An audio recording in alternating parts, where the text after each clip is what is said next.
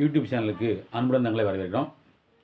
நாம் இன்றைக்கி இந்த பதிவில் என்ன பார்க்க பார்த்தீங்கன்னா, நிறைய பேருக்கு வந்து பார்த்திங்கன்னா முடி வளர்ச்சியை அதிகரிக்கணும், பேன் பொடுகு ஈர் இல்லாமல் இருக்கணும், தலைமுடி நல்லா சைனிங்காக இருக்கணும் அப்படின்னு நிறைய பேர் விரும்புகிறாங்க.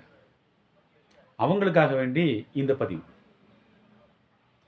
தலைமுடி வந்து அடர்த்தி இல்லாமல் இருந்தாலோ, வளர்ச்சி இல்லாமல் இருந்தாலோ, அல்லது தலையில் எதுவும் பிரச்சனை இருந்தாலோ நமக்கு வந்து ஒரு அசூசியான மனநிலை காணப்படும்.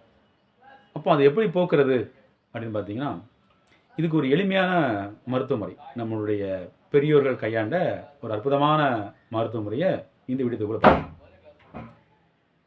இப்போ உதாரணமாக எல்லாருக்குமே தெரியும், சில மூலிகைகளை பயன்படுத்துவோம். இப்போ நாமளும் அந்த மூலிகைகளை பயன்படுத்த போகிறோம். அந்த வகையில் இது ஒரு வித்தியாசமான அணுகுமுறையை நம்ம பயன்படுத்துகிறோம். எப்படின்னு கேட்டிங்கன்னா, இதுக்கு தேவையான எண்ணெய் முதல்ல வந்து இரும்பு கடாயில் தான் இதை பயன்படுத்தணும். அலுமினிய பாத்திரங்களோ பித்தளை பாத்திரங்களோ பயன்படுத்தக்கூடாது. ஒரு 5 லிட்டர் அளவு பிடிக்கக்கூடிய ஒரு பாத்திரம் எடுத்துக்கங்க. இந்த பாத்திரத்தில் என்ன பாத்திரமாக இருக்கணும்னா இரும்பு பாத்திரமாக இருக்கணும். இதுதான் முக்கியம். இரும்பு பாத்திரத்தை எடுத்துக்கங்க. தேங்காய் எண்ணெய் 1 லிட்டர், நல்லெண்ணெய் 500 ml, விளக்கெண்ணெய் சுத்தமான விளக்கெண்ணெய் ஒரு 250 ml. இந்த எண்ணெய் முக்கியமானது. ஒரே எண்ணெயில் நம்ம பயன்படுத்த போகிறதில்லை, 3 விதமான எண்ணெயில் பயன்படுத்த போகிறோம். அதுக்கப்புறம் வந்து பார்த்திங்கன்னா மூலிகைகள், இதுக்கு என்னென்ன மூலிகைகள் வேணும் அப்படிங்கிறத பற்றி பார்க்கலாம். அதாவது முடி வளர்ச்சி, முடியை கருமையாக்குறது, இளநர வராமல் இருக்கிறது, முடி அடர்த்தி, முடி சைனிங் ஆக்குறது, எல்லா வேலையும் என்ன செய்யணும்னா கரிசாலை செய்யும். கரிசாலை வந்து ஒரு 100 கிராம் அளவுக்கு எடுத்துக்கணும்.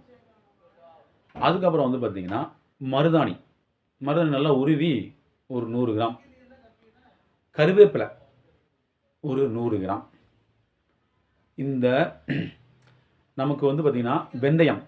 இந்த வெந்தயத்தை எப்படி பயன்படுத்துன்னு கேட்டிங்கன்னா, நம்ம நேரடியாக பயன்படுத்த கிடையாது. இந்த வெந்தயத்தை அதாவது கத்தாழை மடலுக்குள்ளே 2ஆக கட் பண்ணி உள்ளே ஒரு நாள் ஊற வச்சு கட்டி விட்டுறோம். 2 நாள் கழிச்சு வந்து பார்த்திங்கன்னா நல்லா முளை வந்திருக்கும்.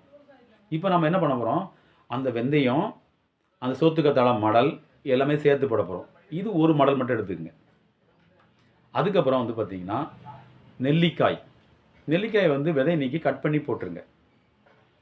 அதுக்கப்புறம் ஒரே ஒரு பிஞ்சு கடுக்காய். இந்த கடுக்காய் எதுக்குன்னு கேட்டிங்கன்னா, நம்ம தலையில் பேன் பொடுகு ஈறு போன்ற பிரச்சனை இருந்தால் சரி பண்ணுறதுக்கு பெரும் உதவி செய்யும். அதுக்கப்புறம் வந்து பார்த்திங்கன்னா கீழா நெல்லி வேர்,